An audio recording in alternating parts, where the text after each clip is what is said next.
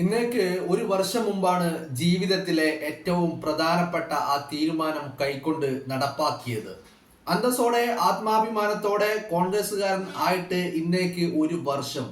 ഈ ഒരു വർഷക്കാലം കൊണ്ട് ഒരായുസിലെ സ്നേഹവും അതോടൊപ്പം പിന്തുണയും തന്ന ഇന്ത്യൻ നാഷണൽ കോൺഗ്രസ് എന്ന മഹാപ്രസ്ഥാനത്തിന് സഹപ്രവർത്തകർക്ക് 1000 നന്ദി എന്ന് പറഞ്ഞുകൊണ്ട് തൻ്റെ ഒരു ഓർമ്മ അത് അയവിറക്കുകയാണ് സന്ദീപ് വാര്യർ.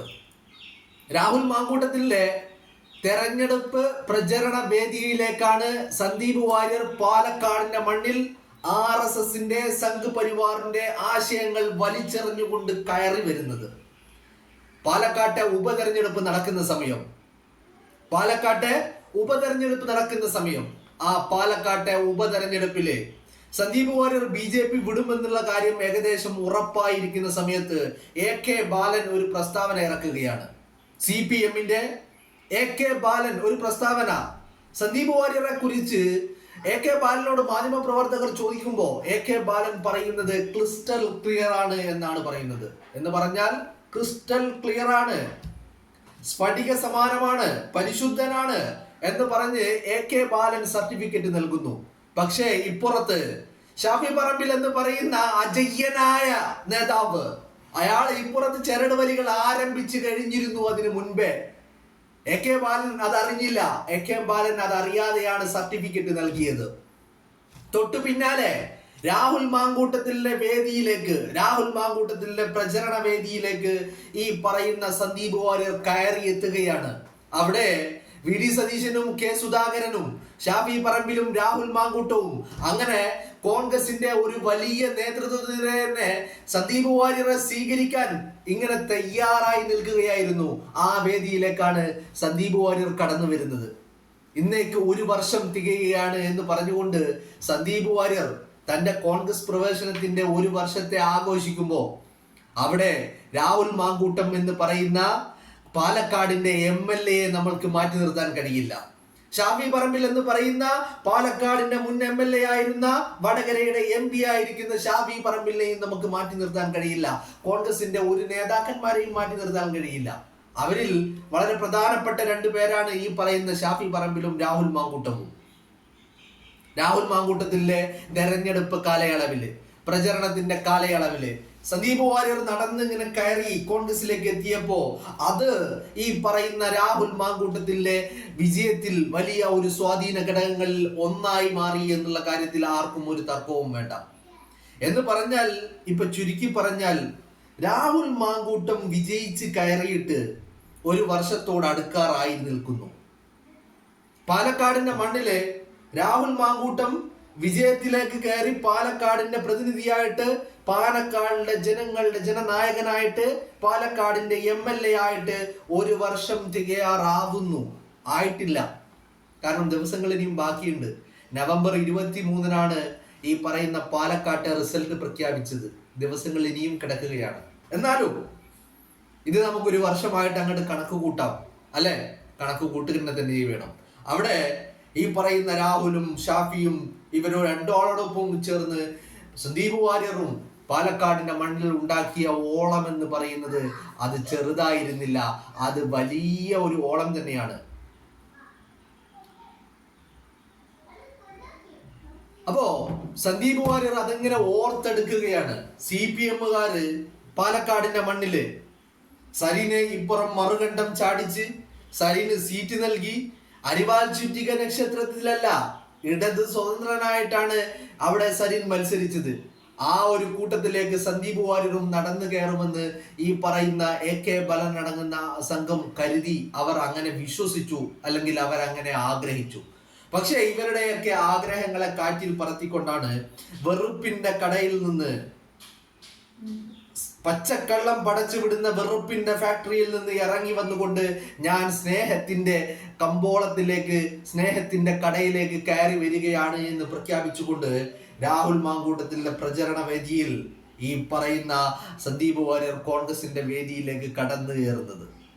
അപ്പോ രാഹുലിനെ സംബന്ധിച്ചിടത്തോളം ഈ പറയുന്ന സന്ദീപ് വാര്യരുടെ ഈ കൂടുമാറ്റം, ഈ പ്രവേശനം, രംഗപ്രവേശനം, അതും ആ തെരഞ്ഞെടുപ്പ് ഇങ്ങനെ കൊടുമ്പിരി കൊണ്ട് നിൽക്കുന്ന സമയത്ത് സന്ദീപ് വാര്യർ കോൺഗ്രസിന്റെ പാളയത്തിലേക്ക് വന്നു കയറിയത്, അത് രാഹുലിന്റെ ഭൂരിപക്ഷം 18,000-ൽ പരം ഭൂരിപക്ഷത്തിലേക്ക് രാഹുലിനെ എത്തിക്കുന്നതിൽ ഒരു വലിയ പങ്ക് ഈ പറയുന്ന സന്ദീപ് വാര്യരുടെ രംഗപ്രവേശനം സ്വാധീനിക്കപ്പെട്ടിട്ടുണ്ട് എന്നുള്ള കാര്യത്തിൽ നമുക്കാർക്കും ഒരു തർക്കവുമില്ല. വളരെ വ്യക്തമായിരുന്നു കാര്യങ്ങൾ. സന്ദീപ് വാര്യരുടെ കടന്നുവരവോടുകൂടി രാഹുൽ മാങ്കൂട്ടം പാലക്കാട്ടിന്റെ ചരിത്രത്തിൽ വലിയ ഭൂരിപക്ഷം, റെക്കോർഡ് ഭൂരിപക്ഷം സ്വന്തമാക്കിയതിനുള്ള പ്രധാനപ്പെട്ട ഒരു കാരണങ്ങളിൽ ഇതുകൂടി അതിന്റെ ഭാഗമായിരുന്നു എന്നുകൂടി നമ്മൾ ഓർത്തു വെക്കേണ്ടതുണ്ട്. ഷാഫി പറമ്പിലും കോൺഗ്രസ് നേതാക്കളും ഇങ്ങനെ സന്ദീപ് വാര്യരെ ചേർത്ത് നിർത്തിയപ്പോ അത് രാഹുൽ മാങ്കൂട്ടത്തിന്റെ പ്രചരണങ്ങൾക്കും അയാളുടെ ഭൂരിപക്ഷത്തെയും സ്വാധീനിക്കുന്ന ഒരു വലിയ ഘടകമായി മാറി. ഇപ്പോ നമ്മൾ ഇന്നിന്റെ രാഷ്ട്രീയം എടുത്ത് പരിശോധിച്ച് നോക്കുമ്പോൾ, സന്ദീപ് വാര്യരുടെ അത് കഴിഞ്ഞിട്ടുള്ള പ്രവർത്തനങ്ങൾ എടുത്ത് പരിശോധിച്ച് നോക്കുമ്പോൾ, സന്ദീപ് വാര്യർ നടന്ന് കയറിയ ആ പറയുന്ന പടവുകൾ എടുത്ത് പരിശോധിച്ച് നോക്കുമ്പോൾ, അയാളുടെ തീരുമാനങ്ങൾ അത് അയാൾ അക്ഷരാർത്ഥം അയാളുടെ പ്രവൃത്തിയിലേക്കും കൊണ്ടുവന്നു എന്നുള്ള കാര്യത്തിലും നമുക്ക് ആർക്കും ഒരു തർക്കവുമില്ല. ഈ ഒരു വർഷക്കാലം കൊണ്ട് സന്ദീപ് വാര്യർ വലിയ ഒരു മതേതര മുന്നണിയുടെ ഭാഗമായി എന്നതിനേക്കാൾ അപ്പുറം വെറുപ്പിന്റെ, വിദ്വേഷത്തിന്റെ, പച്ച നുണകളുടെ വിഷങ്ങൾ ഇങ്ങനെ പുറപ്പെടുവിച്ചു കൊണ്ടിരുന്ന ഒരു ഫാക്ടറിയിൽ നിന്ന് അയാൾ ഇറങ്ങി പുറപ്പെട്ടിട്ട് സ്നേഹത്തിന്റെ, മതേതരത്വത്തിന്റെ ഒരു കടയിലേക്കാണ് അയാൾ കയറി ചെന്ന് കൂടുകൂട്ടിയത്. അവിടെ വലിയ വലിയ വ്യത്യാസങ്ങൾ, വലിയ മാറ്റങ്ങൾ സന്ദീപ് വാര്യർ എന്ന് പറയുന്ന വ്യക്തിയിലുണ്ടാക്കി. അയാൾ സ്നേഹിക്കാനും ഉൾക്കൊള്ളുവാനും തയ്യാറാകുന്ന ഒരു വ്യക്തിയായി അയാൾ മാറി. അതാണ് പാലക്കാടിന്റെ ആ ഒരു തെരഞ്ഞെടുപ്പ് കാലം നമുക്ക് സമ്മാനിച്ചത്.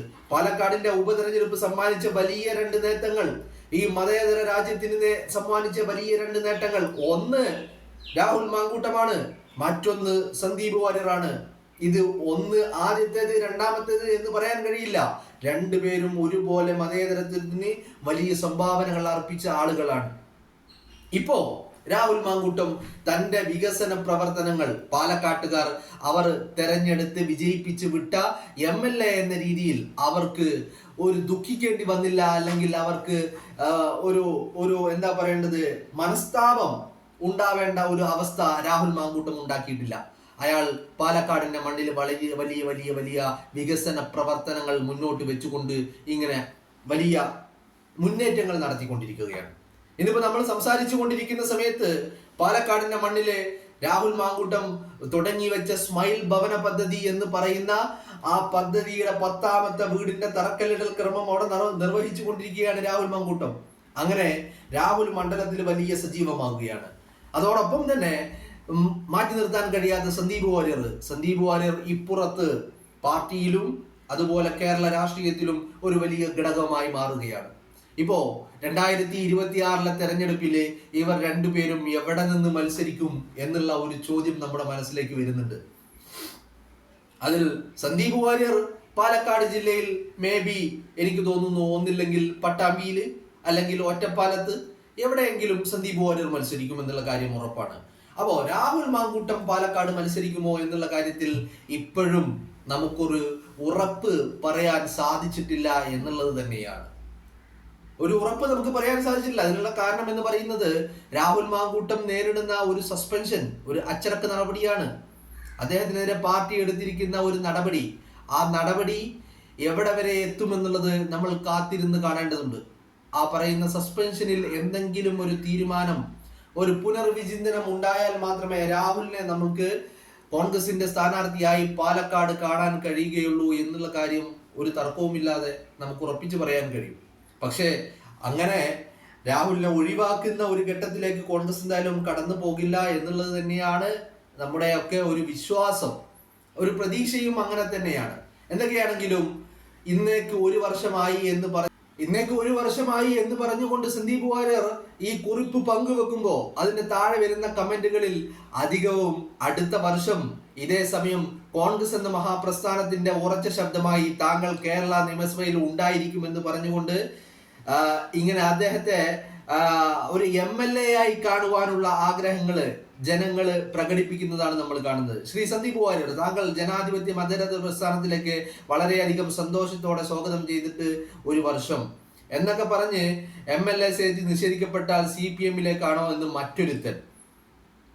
അങ്ങനെ നിരവധിയായിട്ടുള്ള കമന്റുകൾ വരുന്നുണ്ട്. അതിൽ എനിക്ക് തോന്നുന്നു അതിന്റെ ഒരു 95% കമന്റുകളും അടുത്ത വർഷം 2 വർഷം പിന്നിടുമ്പോൾ താങ്കളെ കോൺഗ്രസിന്റെ MLA ആയിട്ട് കേരളത്തിന്റെ നിയമസഭയിൽ കാണാൻ കഴിയട്ടെ എന്നുള്ള തരത്തിലുള്ള ആശംസകൾ, അല്ലെങ്കിൽ ജനങ്ങൾ അത്തരത്തിലുള്ള ഒരു ആഗ്രഹം പ്രകടിപ്പിക്കുന്നതായിട്ട് നമുക്ക് കാണാൻ കഴിയും. എന്താണെങ്കിലും സന്ദീപ് വാര്യർ ഒരു കോൺഗ്രസിന്റെ സ്ഥാനാർത്ഥിയായിട്ട് ഈ വരുന്ന 2026 തെരഞ്ഞെടുപ്പിൽ ഉണ്ടാകുമെന്നുള്ള കാര്യത്തിൽ നമ്മൾക്കാർക്കും ഒരു തർക്കവുമില്ല.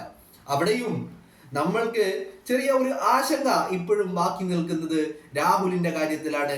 രാഹുൽ പാലക്കാട്ട് വീണ്ടും മത്സരിക്കുമോ എന്നുള്ളതാണ്.